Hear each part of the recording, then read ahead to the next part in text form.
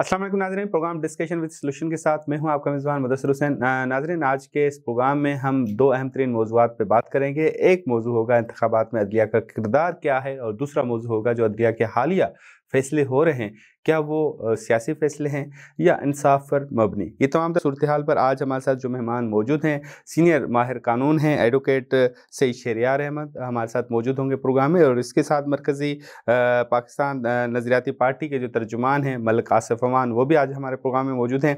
दोनों मेहमानों का शुक्रिया अदा करते हैं, बहुत बहुत शुक्रिया, आपने अपना कीमती वक्त दिया। और दोनों मेहमानों से आज का हमारा यही सवाल होगा। सबसे पहले सईद शहरियार से हम मालूम करेंगे। शहरियार साहब, जो इस वक्त अदलिया का किरदार है, क्योंकि फ़ैसले जो आ रहे हैं उससे ये नज़र आ रहा है कि ये फ़ैसले जो हैं वो इंतखाबात पर असरअंदाज हो रहे हैं। अभी हालिया फ़ैसला आपने देखा, चीफ जस्टिस की सरबराही में जो फ़ैसला था और आरओज़ वगैरह से मुतल्लिक जो एक दरख्वास्त थी, अदलिया का क्या किरदार है आम इंतखाबात कराने में या रुकवाने में? बहुत शुक्रिया मुदस्सिर। बड़ा इस वक्त ये सुलगता हुआ एक सवाल है, और मैं समझता हूँ कि बहुत ज़्यादा जो है इसने अदलिया के तासुर को दागदार किया है करंट सिचुएशन में। और अगर हम कुछ अर्सा पीछे तक चले जाएं तो हम मुस्तकिल तौर पर ये ऑब्जर्व कर रहे हैं, पाकिस्तानी आवाम भी ये देख रही है, सियासी पार्टियाँ तो खैर चीखो पुकार कर ही रही हैं, लेकिन अब सोशल मीडिया और दूसरे जो ऐसे चीज़ें आ गई हैं इंफॉर्मेशन के हवाले से, उससे अब सबको पता चल रहा है कि ये जो है अदलिया, ये कमोबेश सियासी पार्टी के तर्जुमान या सियासी पार्टी के वर्कर्स की हैसियत से। ये कब से है वैसे? ये गुज़श्ता कई दहाइयों से ये सिलसिला चल रहा था, लेकिन इस दौर में इसमें जुल्म सितम की इंतहा कर दी है ये अदलिया के हवाले से। जैसे आपने कहा कि अदलिया का क्या किरदार है, तो अदलिया का सबसे बड़ा किरदार यही है। अदलिया तो पार्लियामेंट की तवज्जो देती है कि उसके जो कवानीन है वो इंसानी हुकूक से मुसादिम ना हो, पार्लियामेंट की कानून साजी को करदम करार दे सकती है, इतनी ताकत है अदलिया के पास। लेकिन ये इसने उस तरह अपनी ताकत को इस्तेमाल नहीं किया। अभी सिस्टम ज़रीफ़ी ये है कि आप देखें, अगर मिनल्ला साहब का एक उनका आया है कि उन्होंने कह दिया कि जी मैं ये हल्का बंदियों को बाद में देखेंगे। अब ये आम आदमी के लिए रोने का मकाम है, संजीदा आदमी के लिए, और शायद दूसरे लोग हंसते भी हों हमारी अदलिया के इस किरदार पे। जो हल्का बंदियां एक एक शख्स चीखो पुकार कर रहा है कि हल्का बंदियां ही बेसिक नहीं, वो तो इलेक्शन कमीशन ट्रिब्यूनल बने हुए थे ना, उसमें चैलेंज हो सकते थे, हेयरिंग्स हुई थी तो उसमें जो भी दरखास्त गुजार था उसमें चला जाता ना। वहाँ पे आपने देखा कि इलेक्शन कमीशन में क्या सूरत हाल है। इमरान खान ने अपने जब दौर में कहता था कि मेरे ये 35 जो है हल्के खोल दो, तो क्या किया था इलेक्शन कमीशन ने? 1.5-2 साल तक उसको तवज्जो नहीं दी थी, फिर उसके बाद वो धरने में चला गया था इमरान। वो तो कहते थे ना कि ये ऐसे मुतालबात पूरे हुए तो सारे इलेक्शन का लदम हो जाएंगे। ऐसे सियासी पार्टियों के मुतालबात आए तो पीपल्स पार्टी अगर सिंध में बरसरे इक़्तिदार है तो वहाँ पे अपोजिशन वाली पार्टियां क्या थी, यहाँ पे बायस से अगर वफाक में पीटीआई इक़्तिदार में आती तो वो कहते हैं यहाँ पे धांधली हुई है। हर जगह सारे के सारे हल्के नहीं होते, कुछ बहुत अच्छे बहुत भर्ती से जीते जाते हैं। जहाँ पे आपको शुबा होता है ना किसी हल्के में हार का, वहाँ के आपको लगता है कि भाई यहाँ पे बदनवानी हुई है, बेईमानी की गई है, और आरोज ने अच्छा अपना किरदार, आईनी किरदार अदा नहीं किया, और थैलों में भर के आए हैं बैलेट बॉक्स में और बैलेट पेपर्स आए हैं, तो आप उस जगह कराने के आप जिम्मेदार हैं। अगर कोई शख्स आपको एक कंप्लेंट कर दे, तो आप कहना चाह रहे हैं कि आप कहना चाह रहे हैं हल्का बंदियां जो है सुप्रीम कोर्ट या हाई कोर्ट में जो दरखास्तें हैं इलेक्शन के फाइनल शेड्यूल के बाद भी उस पर मामला देखने चाहिए थे कोर्ट को? ये तो हल्का बंदियों का सिलसिला आज से कुछ चल रहा है मुदस्सिर साहब। हल्का बंदियां तो 1.5-2 साल से सियासी पार्टियां कह रही हैं हल्का बंदे करो। ये सिकंदर सुल्तान नहीं, वो तो वेट कर रहे थे ना, नहीं आदमशुमारी को सेंसस वो नहीं कर रहे थे ना, उसके बाद भी ये कर लेते ना। इन्होंने तो कभी एग्री किया ही नहीं है। इलेक्शन कमीशन का रोल मैं चाहता हूँ आप इस प्रोग्राम में इलेक्शन चीफ इलेक्शन कमिश्नर खुद जज है साबिक। जी हाँ हैं, तो फिर लेकिन वो उनकी आप जजमेंट देख लेना। अब अगर आप इस पे 2 प्रोग्राम भी कर ले तो वो भी कम है। मैं आपको इलेक्शन कमीशन के हवाले से आपको चीज़ें बताऊं कि किस तरह के उनके जानिबदार फैसले आए हैं और किस तरह एक सियासी पार्टी को सिर्फ एक तोशा खाना के हवाले से उन्होंने ना। चले इस पे थोड़ी सी बहस करें कि मलिक आसिफ साहब भी हमारे साथ मौजूद हैं। आसिफ साहब, आप क्योंकि एक सियासी पार्टी की नुमाइंदगी करते हैं, आपकी सियासी पार्टी या होल सियासी पार्टी से अदलिया के किरदार को कैसे देख रही हैं? आम इंतखाबात में अदलिया का किरदार क्या पॉजिटिव है? उनके फैसले जो हैं वो सियासी पार्टियों के लिए बड़े फ़ायदेमंद हैं? देखिए जी, अदलिया जो होती है वो एक जो है ना असेंशियल और इम्पोर्टेंट रोल प्ले करती है एक किसी भी कौम को चलाने में और किसी भी मुल्क को चलाने में। इंसाफ का जो अदल का जो निज़ाम होता है ये कौमों की तवानाई होती है। जब तक ये तवानाई नहीं होती तो कौमें इस तरह नहीं चल सकती। हजरत अली का कौल है कि कौमें कुफर पे तो चल सकती हैं मगर अदल का निज़ाम ना हो तो नहीं चल सकती। सर विंस्टन चर्चिल जो बरतानिया के वजीर आज़म थे, आपको पता है कि वहाँ पर जब लंदन में जापानी फौजों ने जो है मुआसरा कर लिया था सारा, तो उनके जो चीफ ऑफ आर्मी स्टाफ थे वो उनके पास आए, उन्होंने कहा कि बस हम अभी हारने वाले हैं। तो सर विंस्टन चर्चिल ने उनसे एक सवाल किया कि क्या हमारी अदालतें इंसाफ दे रही हैं? तो उन्होंने कहा जी बिल्कुल हमारी अदालतें इंसाफ दे रही हैं। तो उन्होंने कहा कि फिर हम नहीं हार सकते, हम शिकस्त हमारी नहीं होगी, हमारी फतह होगी। तो फिर तारीख ने देखा कि फिर वही हुआ कि जापानी फौजों को वापस मुड़ना पड़ा। तो मैं समझता हूँ कि मतलब आपकी बातों से लग रहा है कि आप अदलिया से मायूस है। अदलिया से मायूस तो नहीं है मगर उम्मीदें उनसे बड़ी हैं। अच्छा। मगर उम्मीदों पर आप सबको पता है कि अभी आजकल क्या चल रहा है। तो क्या वैसे खदशात क्या है अदलिया से, आपकी बतौर सियासी पार्टी क्या खदशात है? According to me, in Pakistan, there are two parallel judicial systems. जो गरीब के लिए अलग है और अमीर के लिए अलग है। अच्छा। गरीब बंदा जब किसी केसेस वगैरह में फंसता है तो बेचारे की दुनिया और जिंदगी तबाह हो जाती है, और अमीर बंदा जब अगर जेल में भी चले जाता है तो उसको वहाँ पर टेलीविजन भी मिलेगा, पलंग भी मिलेगा, उसको याशी भी मिलेगी। ये सिस्टम बनाने वाले कौन है? ये सिस्टम बनाने वाले हमारे अदल का निज़ाम है जो नहीं, मेरा जहाँ तक ख्याल है ये सिस्टम बनाने वाले पार्लियामेंटेरियन है, कानूनदान है, वो सियासी नुमाइंदे हैं, अवामी नुमाइंदे, सियासतदान है। पाकिस्तान के अंदर जिसको पावर मिलती है ना वो चाहता है कि उसकी, इसका मतलब आप शिकवा नहीं कर सकते ना, ये बनाने वाले सियासतदान हैं, तो ये सिस्टम बनाना है सियासतदानों ने, ये कानूनी सियासतदानों ने अपनी सहूलत के बनाया है। बनाई है कि हम इस सारे निजाम को, इस सारे काले निजाम को खत्म करके एक अच्छा निजाम को लेकर आए और नौजवानों को आगे लेकर आए कि नौजवान आगे आके इन सारे निजाम को संभालें, जो पढ़ लिख कर बड़े होके सारे पढ़ लिख कर जो है। वैसे अभी तक मैं आपसे थोड़ी सी बात जरूर करूं, अभी तक आपकी पार्टी हो या इस तरह की नई उभरती हुई पार्टियां हैं, कितनी पार्टियां जिसके पार्लियामेंटेरियन ऐवानों में आए हैं? पाकिस्तान के अंदर टोटल जो है 145 से ज्यादा पॉलिटिकल पार्टीज हैं, और अभी भी मतलब मेरे कहने का मतलब मेन स्ट्रीम की जो 4-5 पार्टियां वही आती है ना। मतलब आप लोग कृष्णा का भी मैनिफेस्टो लाए, आप लोगों को तो आवाम कंसीडर कभी भी नहीं करती ना। मतलब आवाम यही चाहती है कि उनको वही निज़ाम चाहिए, आपका निज़ाम नहीं चाहिए। आपको गरीब बंदे की जो नीड है ना, रोटी कपड़ा और मकान, जिसका नारा पिछले 75 सालों से लग रहा है, हाँ। जो बंदे की नीड है ना वो उसको मिल जाती है, वो आखिरी टाइम पे लोग आगे देते नहीं, वो रोटी कपड़ा मकान तो एक खास मखसूस पीपल्स पार्टी का है ना, ऐसे इंसाफ का मुतालबा सबका यही ला रहा है। अच्छा, घूम घुमा के सबका यही ला रहा है कि आपको ये चीज मिलेगी। आखिरी टाइम पे आके उन्होंने सड़कें भी बनाना शुरू कर देनी होती है, आखिरी टाइम पे आके उन्होंने रोटी भी देना शुरू कर देनी होती है, आखिरी टाइम पे आके 5-5, 10,000, 20,000 तो कौन इस चीज को, मतलब कौन बेवकूफ है जो इस चीज को एक्सेप्ट करता है? देखिए जी, गरीब बंदे की नीड है, मैं आपको बता रहा हूँ। अच्छा, उसको अपना घर चलाना है, अब उसको जहाँ उसको नहीं फर्क पड़ता रेडी वाले को वजीर। फिर आप अपना मैनिफेस्टो तब्दील कर ले। अगर लोगों की नीड ये है, आपके मैनिफेस्टो की नीड नहीं है। मैनिफेस्टो के अंदर हमारे ये कि मेन जो हमारी चीज है वो तालीमी इस्लाहात है। अच्छा, हमारी वो तो पिछली हुकूमतों ने कहा कि हम इस्लाहात लेके आए हैं। यूनिवर्सिटीज और कॉलेजेस बनेंगे और बच्चे वहां से ग्रेजुएट होकर सीएसएस अफसर और आईएएस भी देके आर्मी अफसर्स बनेंगे ना, तो वहां पर भुट्टो मर जाएगा अभी तक जो जिंदा है। अच्छा जी, तो खाली भुट्टो पे तनकीद है, आपको पीएमएलएन पे तनकीद नहीं है, पीटीआई पे तनकीद नहीं, आप समझ इख्तिलाफ आपका पीपल्स पार्टी से। I am just talking about one province. अच्छा, सही है। इसी तरह हमारे सारे मामलात में पंजाब, अच्छा ये मामलात केपीके में बेहतर है, पंजाब में बेहतर है?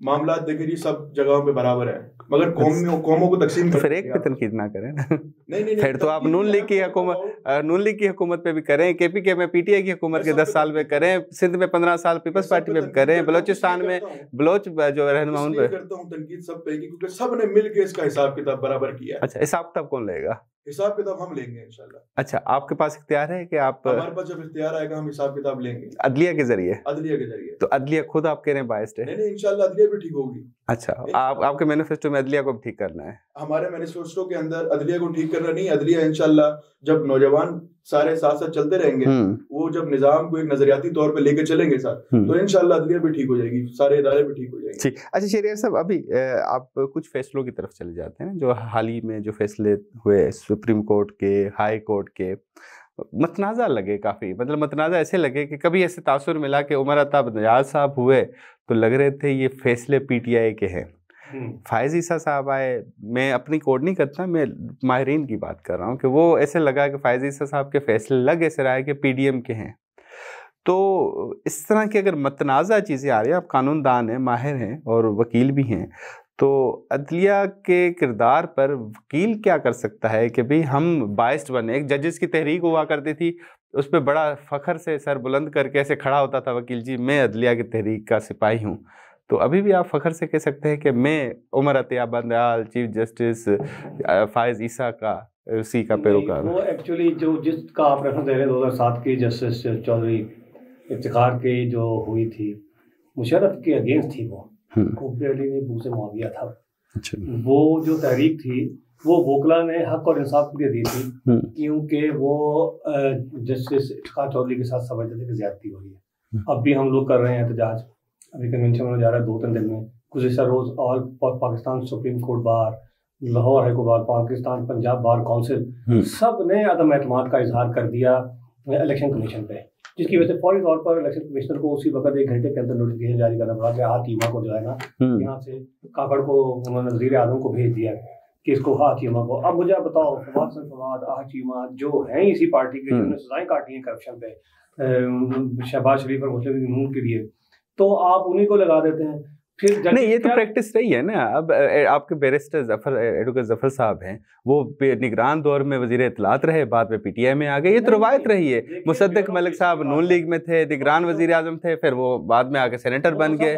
तो ये नसीम साहब जो हैं वो मुशर्रफ के दौर से लेके पीटीआई नहीं, आप तनकीद कर रहे हैं, आप कर रहे हैं फवाद हसन फवाद पे तनकीद कर रहे हैं, आप फैज चीमा पे कर रहे हैं, आप कह रहे हैं वो निगरान में क्यों है, आप यही कह रहे हैं ना एक्चुअली पॉइंट। ये मैं एग्जांपल दे रहा हूँ ना कि ये पीटीआई के दौर में भी निगरान में ऐसे रहे हैं, ऐसे नून के वो ब्यूरोक्रेसी में है, ब्यूरोक्रेट है वो, जो कि मैनेजमेंट को इंतजाम करती है। रिटायर हो गया ना, रिटायर हो गया, रिटायर होने में क्या बात। और हम यहाँ पे बैठे प्रोग्राम कर रहे हैं, अगर मैं रिटायर हो जाऊंगा तो भाई आपके साथ से तो रहे। वकील और साफी रिटायर नहीं होते ना नहीं होते, लेकिन उसके बावजूद ये अंदर इनके बहुत बड़े पंजे गाड़े हुए हैं इन्होंने, और सारी दुनिया को पता है, और लोग मजाक उड़ाते हैं, शर्म आती है। मुदस्सिर साहब, आप बैरूनी मीडिया देख लें, आप इंडियन चैनल देख लें, वो किस तरह हमारी अदलिया का मजाक उड़ाते हैं।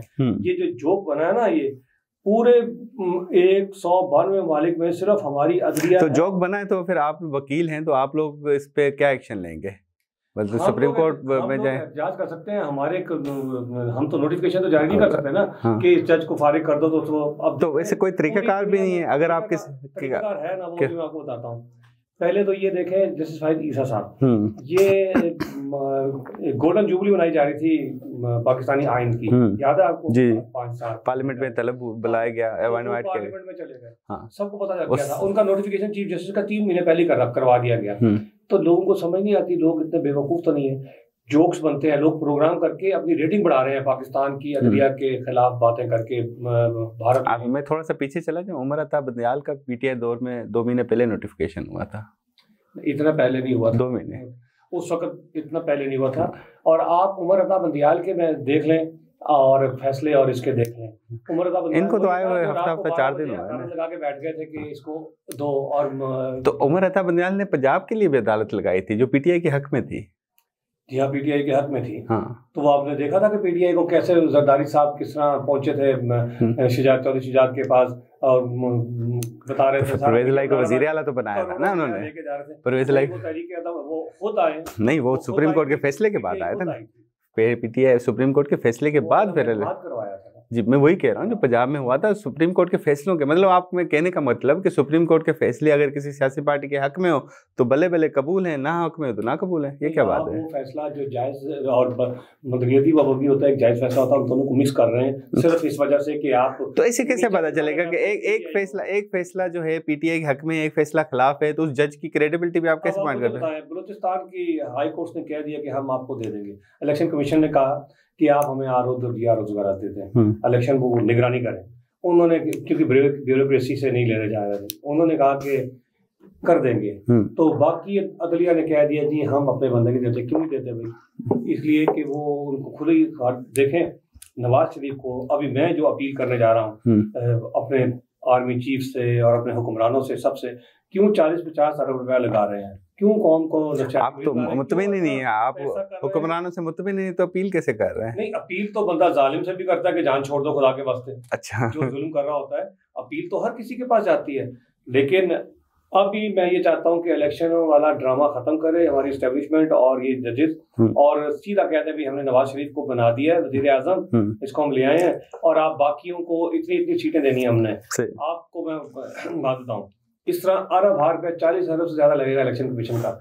और जजेस के फैसले देख लें, हल्का बंदियों वाली बात में पहले करने लगा था, हल्का बंदी बुनियादी इशू है, उसके बाद इतने इशू जिनसे बंदे की किसी कॉन्स्टिट्यूएंसी में वो होती है से या वोट ज्यादा होते हैं, उसका हल्का चेंज कर दो, चलो जी वो दूसरी साइड पे चला गया, उसके सारे वोटर जाया हो गए। ये गेम की गई है अभी, और ये इतना संगीन जुर्म हो रहा है अभी, इतना संगीन जुर्म हो रहा है कि इसकी क्रेडिबिलिटी जीरो हो गई है इलेक्शन की। इलेक्शन को किसी ने भी नहीं मानना है मुदस्सिर साहब, लेकिन सिर्फ वो उसी तरह जोर लगा के बैठ जाएगा नवाज शरीफ और 6-8 महीने करेगा, उसके बाद देखना फिर धरने एहतजाज, धरने, लड़ाइयाँ, डंडे मार बुराई शुरू हो जाए। आसिफ साहब, हल्का बंदियों पे आपकी पार्टी का क्या स्टैंड है? मतलब कि हल्का बंदियां जो अभी दोबारा मुतालबी तो बंद कर दिए ना सुप्रीम कोर्ट ने, कभी अब कोई हल्का बंदियां ना छेड़छाड़ करें, तो आप समझते हैं कि अभी भी रिव्यू किया जाए, पार्टीज के मुतालबात पूरे किए जाएं? देखिए जी, मुतालबात अगर पार्टीज के पूरे करना शुरू कर दिए जाए ना, तो फिर ये रोजाना कोई उठ के खड़ा हो जाएगा कि जी ये वाला हल्का ठीक नहीं है। हाँ, एक कोई चौधरी होना चाहिए, उसी चौधरी के ऊपर सारों ने अमल करना चाहिए। एक जो इंतखाबात तो है ना, हाई कोर्ट ने फैसला दे दिया ना कि अब छेड़छाड़ ना करो, तो फिर आप बस छेड़छाड़ तो कोई बात नहीं है। मैं तो इससे देखिए सारे सियासतदान अपने हिसाब से करते हैं। हाँ, वैसे इनकी बात में एक चीज है कि ऐसे हर कोई मुंह उठा के कहेगा जी मैं मुतमईन नहीं हूँ, तो फिर तो हर रोज पंगा पाएगा, 5 साल तक इलेक्शन नहीं होंगे। मतलब अदलिया के कुछ लोग चाहते हैं कि इलेक्शन ना हो। अच्छा, इलेक्शन अगर 2 महीने लेट हो जाएगा, और अभी भी तो उन्होंने ज्यादा कानूनी काम किया, 90 दिन में कराना था ना, 1.5 साल हो चुका है ना। अच्छा, 2 महीने लेट हो जाएगा तो क्या होगा? वही तो मैं कह रहा हूँ, 2 महीने लेट हो जाएगा तो कौन सी क़यामत आ जाएगी? जी आप बता दें, 2 महीने लेट हो जाता है तो क्या होगा? देखिए, इलेक्शन फिलफोर होना चाहिए, हर चीज का हल यही है। सारी चीजें रुकी हुई, कारोबार रुके हुए, लोग जाम हुए हुए, दिमाग बंद हुआ हुआ है, सब कुछ हुआ हुआ है, सारा हर झमेला बना हुआ है। हाँ, ये बात तो ऐसे सही है ना कि हर चीज में झमेला बना हुआ। हाँ, इमरान खान की हुकूमत गई कि महंगाई थी, ये कहा गया। हाँ, और पीडीएम आ गई, तो उसने जो हमें तोहफे दिए, वो उसकी तफसील में जाने से तो प्रोग्राम ही आपका, वो तो तोहफों की बात कर रहे हैं, तो वो तो कहने पीछे पीटीआई का तसल्सल है, पीडीएम के दिए, वो तो कहेंगे ना। हाँ। अब आप मुदर्रिस साहब, अब तो आप इससे तो बात नहीं, मैं तो न्यूट्रल हूं। जो पेट्रोल का जो चीजें थी, तो किस तरह उन्होंने पूरे की है पीडीएम हुकूमत ने, और किस तरह IMF ने शर्तें मनवाई हैं, किस तरह आवाम ने 50-60 हजार मामूली एक कमरे के 2 कमरों के घर वालों ने अपना बिल दिए बिजली के, IMF के कहने पे, किस तरह लोगों ने खुदकुशियां की हैं, लोग नफसियाती मरीज हो गए सर। तो तभी तो कह रहे हैं ना कि कोई जमहूरी हुकूमत आएगी, इलेक्शन आएंगे तो फिर हम फैसले करेंगे। वो तभी तो कह रहे हैं, मतलब 2 महीने और अवाम को इस अजाब में मुब्तला करना चाहते हैं।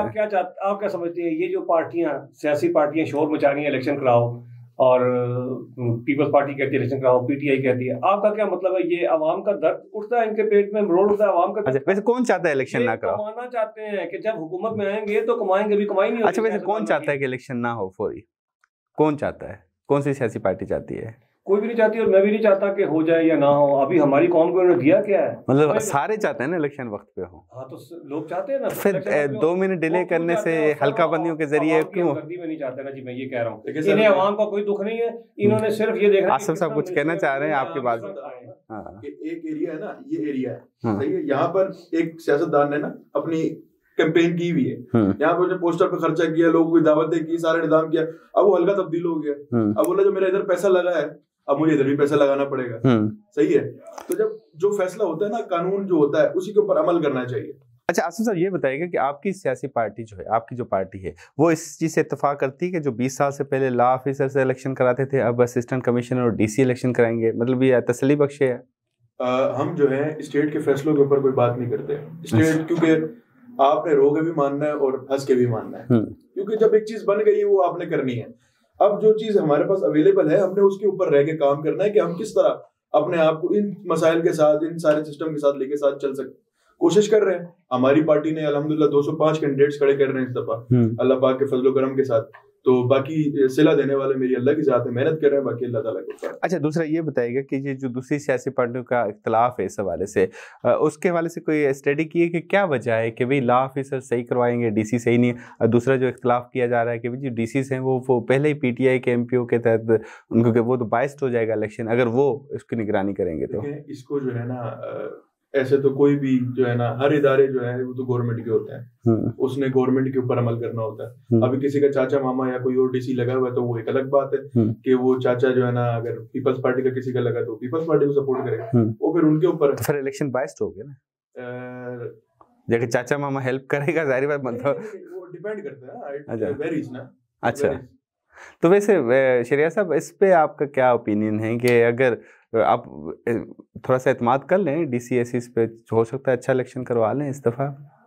ये जो मैनेजमेंट है ना, इन्होंने फरिश्ते भी खड़े कर दिए ना, तो फिर भी इनसे उम्मीद नहीं है कि वहाँ पे पोलिंग एजेंट और ये रिटर्निंग ऑफिसर बना के भेज देंगे ना, क्योंकि ये जो एक ग्रुप है ना एस्टेब्लिशमेंट का, ये अदलिया का, इनको अपनी सियासी जमातों का ऐलान करना चाहिए। अब मैं समझता हूँ आप ये जो काबीना आई है, ये जो वजीर आजम आए हैं इंटरिम गवर्नमेंट में, उन्होंने अपना ओथ टेकिंग सेरेमनी के बाद काकर साहब का पहला बयान यही था कि 9 मई के लोगों को जो है ना माफ नहीं किया जाएगा, 9 मई के वाक़े को। तो मुझे तो अब ऐसा लगता है कि जैसे वो तो अच्छी बात है ना, वो तो कहते हैं ना उसने कौमी को उससे पहले काफी वो इंतजामिया के हेड है। जिना हाउस जिसको कहा जाता है कोर कमांडर का घर था, वहाँ दानिशवर गए, शौरा गए, सियासतदान गए, उलमा गए, खिलाड़ी गए, फौजी गए, सब ने जाके मजम्मत की ना वहाँ। अब वो भी करना चाह रहे थे ना, वो बतौर निगरान वजीर आजम कह रहे थे करना चाहते थे मजम्मत, हो कर ली तो अच्छी बात।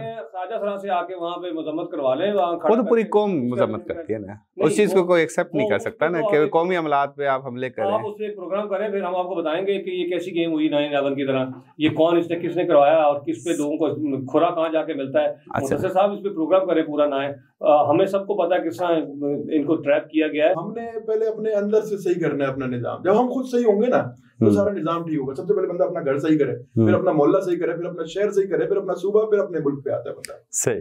आपके नज़र में क्या सोल्यूशन है? आप तो वकील भी हैं, माहिर भी हैं, अदलिया पे जो सवाल उठ रहे हैं, इन सवालों को नहीं उठना चाहिए, उसके लिए क्या करना चाहिए? मेरी नज़र में अगर आप ये समझते हैं, मैं कहूँगा कि सब ठीक हो जाएगा, अल्लाह बेहतर करेगा, तो मैं ऐसा नहीं कहूँगा। क्योंकि मैंने हिस्ट्री पढ़ी है, मैंने इनका तजिया किया है समाजों का, किस तरह समाज बर्बाद होते हैं और किस तरह सिस्टम में अफरा-तफरी और फसाद फैलता है किसी माशरे में। तो ये हम बिल्कुल उसी तरफ जा रहे हैं, क्योंकि यहाँ पे हमारे साथ कोई भी मुखलिस नहीं है। मैं आपको बताऊँ, आम आदमी से लेके अदलिया तक, अदलिया से लेके अफवाज तक, अफवाज से लेके डॉक्टर, इंजीनियर, वकील, कोई भी मुखलिस नहीं है। तो इसका कोई नहीं नतीजा निकलना तावक्ते के ये अखलाक से, प्यार से और अकीदत से ये मसाइल हल नहीं होने, इसके लिए उठ खड़ा होना पड़ेगा।